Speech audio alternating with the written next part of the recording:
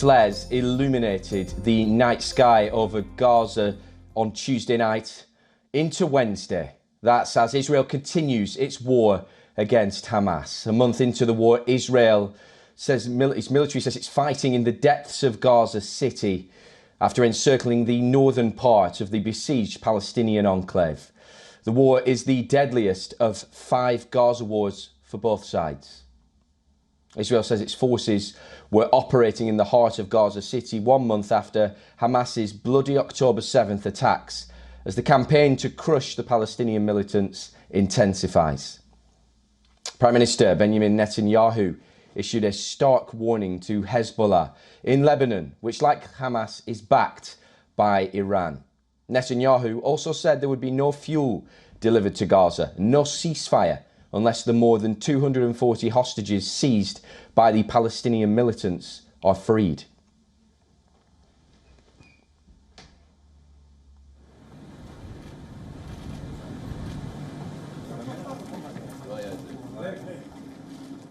תקפנו מטרות רבות של חיזבאללה, חיסלנו מחבלים רבים. ואני שב ואומר, אם חיזבאללה יבחר להיכנס למלחמה, הוא יעשה את טעות חייו. Well, joining us now live from Rana is our correspondent, Jodie Cohen. And Jodie, many thanks for joining us this morning. What's the latest on the war front, and what are the chances now of humanitarian pauses happening in your view? Hi, Oliver. So we've seen rockets fired across Israel on Tuesday, including 2 huge barrages where I am in central Israel on Tuesday night. There have been more rockets into Israel Wednesday morning, and from Lebanon, Hezbollah, Hamas and Islamic Jihad have all claimed attacks and infiltration attempts from Lebanon against Israel, and Israel says it's striking terror targets in response. Now in Gaza, the IDF says it struck more than 14,000 targets, destroyed more than 100 entrances to tunnels used by Hamas, and captured 4,000 weapons, including rockets that they say were hidden in civilian infrastructure. Now, President Biden has asked Prime Minister Netanyahu for these humanitarian pauses that you talked about, and they're going to be continuing discussions on that. And in an interview with US media, Prime Minister Netanyahu confirms that there actually have been and could be further hour-long pauses to enable aid to enter or hostages to leave. Now, a ceasefire is not on the cards. Israel says it needs to deter Hamas from repeating the 7th of October massacres, which Hamas has said that it intends to do against Israel again and again. Israel says it needs to stop the thousands of rockets going into Israel and get the 240 hostages back who are being held in Gaza. What about fuel? What can you tell us about why that's not being allowed into Gaza, and what's being done to evacuate civilians from the northern part of Gaza?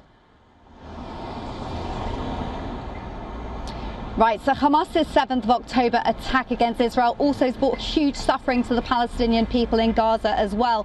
A Hamas official was actually asked on Lebanese television why Hamas didn't use the aid money to build shelters to protect their civilians, and the official said that they built tunnels for Hamas members and said that it's not Hamas's responsibility to protect its civilians. And remember, Hamas has ruled Gaza since 2007. Now, in terms of fuel, the IDF say that they've got intelligence that Hamas has stockpiled more than 500,000 litres of fuel under the Al-Shifa hospital, so they should have enough to keep things going there. In terms of evacuating civilians from North Gaza to South Gaza, where it's safer, the IDF has secured the road between North and South Gaza, and according to the UN, there's been a sharp increase in civilians crossing into southern Gaza, and there's reportedly a 4-hour window each day that's been set for more civilians to cross into the south of Gaza. Now, security expert Kobi Michaels has said that the hospitals are going to be very difficult for the IDF to navigate as civilians are still there.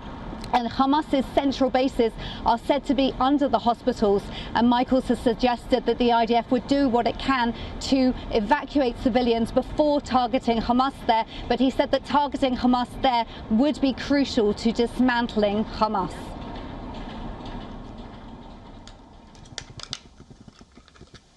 Jody Cohen, our correspondent there, joining us from Rana. Many thanks for your insight.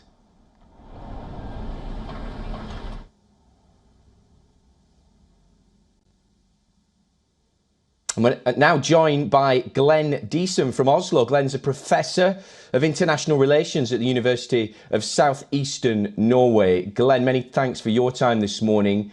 Just give us your assessment on the current scenario in Israel and Gaza and where you see things heading from here. Well, I think the big question is what would be Israel's objectives. Obviously, getting back the hostages taken by Hamas is a big issue, but there's also what Israel sees as the need to hit back at Hamas, not just because of the horrific attacks on Israeli civilians on the 7th of October, but also because I think this has damaged the image of Israel as, this all-powerful state. So there is the need, the way they see it, to go after the Hamas leadership. But again, there's also this wider objective of Israel, which is to solve the Palestinian issue. And initially it appeared that many were pushing for, the ethnic cleansing of Gaza, pushing 2 million Palestinians into the Egyptian desert. But again, the United States has been a bit cautious about this, and it's not sure if it's possible. So I think an alternative is to annex the north or simply to reoccupy all of Gaza. But at the moment, the heavy destruction appears to focus on, not distinguishing between Hamas and civilians. So there's, I guess, it's unclear where Israel is going with this, and also where they can go, as its limits on Western support. And what do you consider, talking about Western supports, how much further do you think this war can go on whilst the likes of the US and its allies are continuing to support Israel? Because we're seeing so many thousands dying in this war. Do you anticipate that Western support may at some point sap away given the destruction that's occurring? Well, I think that the political class in the West will always give Israel, very close to unconditional support. This is always the first impulse. But I think that this war has proven to be somewhat different. I think at the beginning of it, especially now due to the shock of Hamas attack on the 7th of October, the Western political establishment threw its full support behind Israel. However, as this has become something different, in which we see that Israel is, might be carrying out ethnic cleansing, if not even genocide, then I think not only are some political leaders becoming more uncomfortable, but we also see protests building up, which can't really be ignored. And the first instinct from Washington appeared to be to manage public perception. So speak about humanitarian concerns, but not actually doing much to constrain Israel. So I think that there is a limit, and I think this will impact Israel's time schedule, because I think many people in the West has been spooked by the rhetoric as well coming from Israel, which could signal their intentions, which is the reluctance to distinguish between Hamas and civilians. Refusing to make this distinction, suggesting therefore that all Palestinians are guilty. Now, when you begin to legitimize collective punishment in these ways, you open up to legitimizing and enabling war crimes, and there's not really any other words for it. So I think that Americans especially are communicating now to the Israelis that they can't continue this forever, and there has to be some settlement at some point.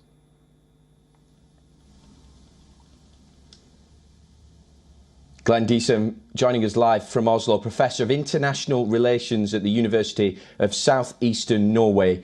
Many thanks for your insight there. My pleasure.